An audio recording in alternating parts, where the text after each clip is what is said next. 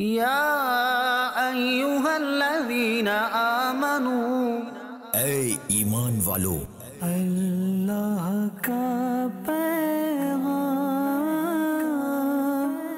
مومنوں کے نام۔ الحمدللہ رب العالمین والصلاة والسلام علی سید المرسلین، اما بعد فاعوذ باللہ من الشیطان الرجیم، بسم اللہ الرحمن الرحیم۔ الصلاة والسلام علیکہ یا رسول اللہ وعلی آلکہ واصحابکہ یا حبیب اللہ، الصلاة والسلام علیکہ یا نبی اللہ وعلی آلکہ واصحابکہ یا نور اللہ۔ میٹھے میٹھے اسلامی بھائیوں اور مدنی چینل کے ناظرین، سلسلہ ہے اللہ کا پیغام مومنوں کے نام، جس پہ ہم قرآن پاک کی ان خصوصی آیتوں کو شامل کرتے ہیں جس میں رب عز و جل نے مجھ سے اور آپ سے بات کی ہے۔ جی ہاں، اے ایمان والو کہہ کر اللہ تبارک و تعالیٰ نے مومنوں سے خطاب فرمایا ہے۔ آج کون سی آیت ہے؟ سورہ بقرہ آیت نمبر 178، 178 نمبر آیت ہے۔ کیا حکم ہے اس میں ہمارے لیے؟ غور سے سننا ہے۔ آئیے پہلے تلاوت قرآن مجید سنتے ہیں۔ یا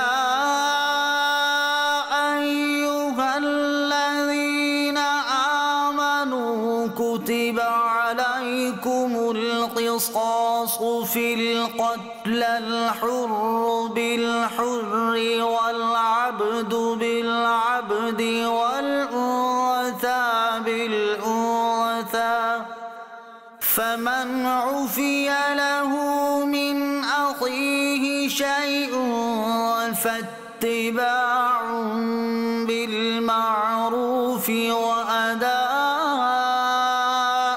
إليه بإحسان، ذلك تخفيف من ربكم ورحمة، فمن اعتدى بعد ذلك فله عذاب أليم۔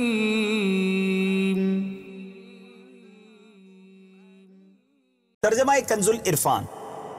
اے ایمان والو، تم پر مقتولوں کے خون کا بدلہ لینا فرض کر دیا گیا، آزاد کے بدلے آزاد اور غلام کے بدلے غلام اور عورت کے بدلے عورت، تو جس کے لیے اس کے بھائی کی طرف سے کچھ معافی دے دی جائے تو اچھے طریقے سے مطالبہ ہو اور وارث کو اچھے طریقے سے ادائیگی ہو۔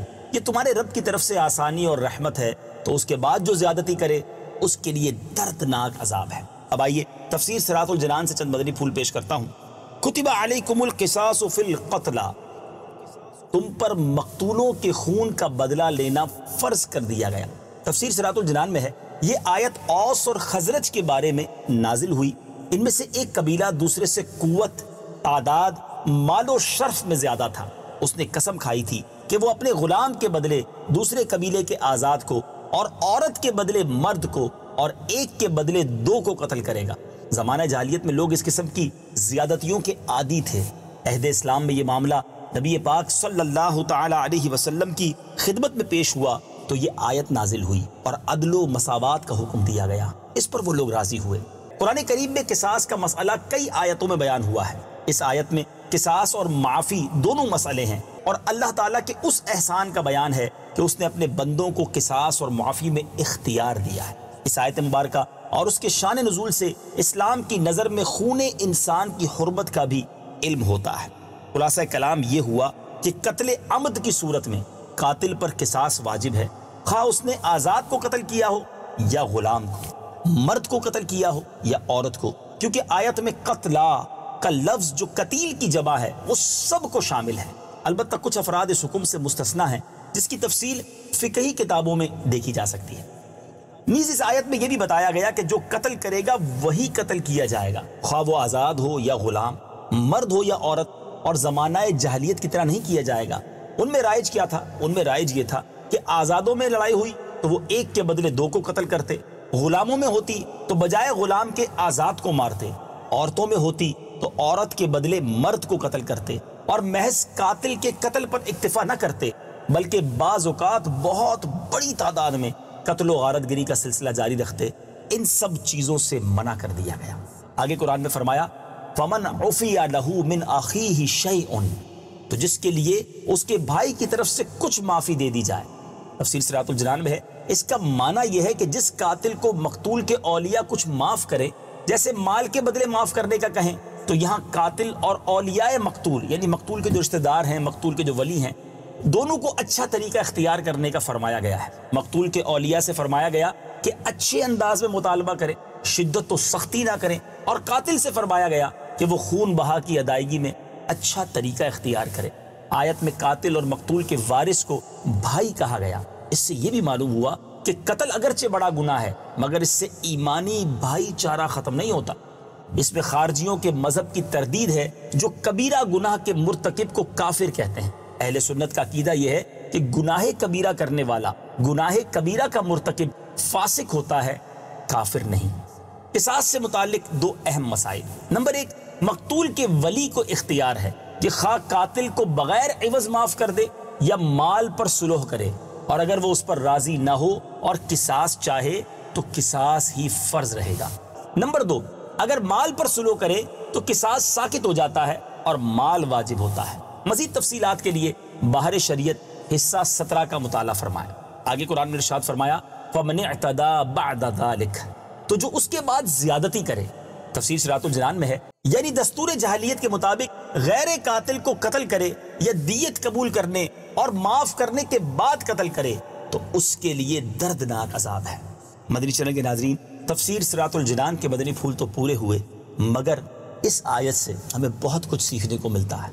کیا خوبصورت مذہب اسلام ہر معاملے میں ہماری رہنمائی کرتا ہے، معاف کرنے کو ہمیں گویا ترغیب بھی دلائی جا رہی ہے۔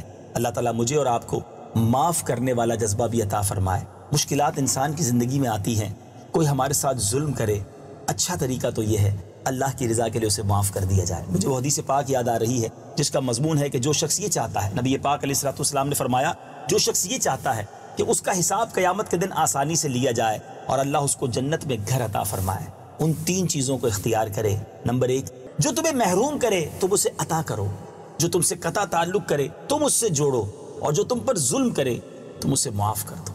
میٹھے اسلامی بھائیو، یہ تینوں کام آسان نہیں ہیں، مشکل ضرور ہیں، مگر انعام بھی تو سوچئے نا، جنت میں محل اور اللہ حساب آسانی سے لے، سودا مہنگا نہیں ہے۔ زندگی میں بہت سارے ایسے وقت آتے ہیں جب بندہ کسی کو دیکھتا ہے کہ وہ ظلم کر رہا ہے، وہ محروم کر رہا ہے، وہ قطع تعلق کر رہا ہے، مگر اگر ہمیں جنت میں گھر حاصل کرنا ہے، اللہ کی رضا حاصل کرنی ہے تو معاف کیجئے، درگزر کیجئے، قطع تعلق کرنے والوں سے آپ جوڑ لیجئے۔ اللہ کریم جب یہ دیکھتا ہے کہ بندہ بندہ ہو کر بندے کو معاف کر رہا ہے تو وہ تو سب سے بڑا معاف کرنے والا ہے، وہ ہمیں معاف فرمائے گا۔ اللہ تعالیٰ مجھے اور آپ کو قرآن پاک کی آیات پر عمل کرنے کی توفیق عطا فرمائے۔ مدنی چینل دیکھتے رہیے، اگلا سلسلہ اللہ کا پیغام مومنوں کے نام لے کر جب حاضر ہوں گے، ایک اور آیت قرآنی ہوگی اور اس کے انوار اور اس کا فیضان ہوگا۔ اللہ تعالیٰ ہم سب کو قرآن پاک کے احکام پر عمل کرنا نصیب فرمائے۔ صلو علی الحبیب صلی اللہ تعالی علی محمد صلی اللہ علیہ وسلم۔ یا ایہا الذین آمنوا، اے ایمان والو،